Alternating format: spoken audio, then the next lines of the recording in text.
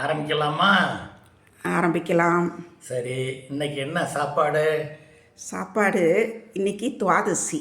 சரி. துவாதசி இன்னைக்கு நம்ம துவரம்பருப்பு சேர்க்க மாட்டோம். சரி.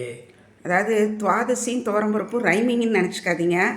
நம்ம வீட்டில் பெரியவங்க எப்போவுமே துவாதசி இன்னைக்கு துவரம்பருப்பு சேர்க்கக்கூடாதுன்னு சொல்லியிருக்காங்க. சரி.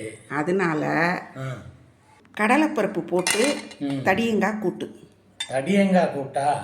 ஆமாம். தடியங்காய்னா எல்லாம் யாருக்குமே தெரியாது. அப்படியெல்லாம் யாருக்கும் தெரியாமல் இருக்காது. சில ஏரியாவில் தான் தடியங்காய் தெரியும். தென் தமிழகத்தில் தடியங்கான்னு தான் சொல்லுவாங்க. சரி. மற்ற பகுதிகளில் வெள்ளை பூசணிக்கான்னு சொல்லுவாங்க. நம்ம ரெண்டையுமே சொல்லிடுவோமே, தடியங்காய் கூட்டு, வெள்ளை பூசணிக்காய் கூட்டு.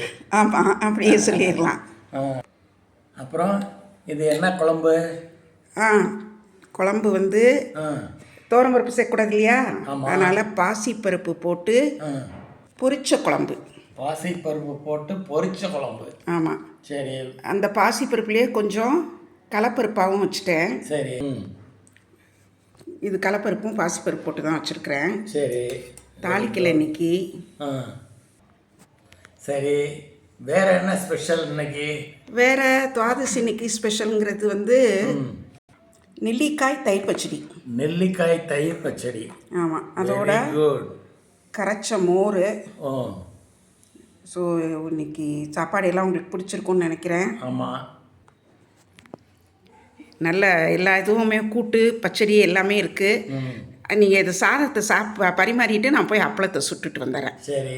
மிக எளிமையான சாப்பாடு, மன நிறைவான சாப்பாடு. அதனால் திருப்தியாகவே சாப்பிட்லாம். ஒரு கூட்டு, ஒரு பச்சடி, ஒரு அப்பளம் எல்லாமே வச்சுருக்கிறேன். சாப்பிட ஆரம்பிக்கலாம். அன்னபூரணியின் கடாட்சம் பரிபூரணம். பரிபூரணம். ஆரம்பிங்க. ஆரம்பிச்சிருவோம்.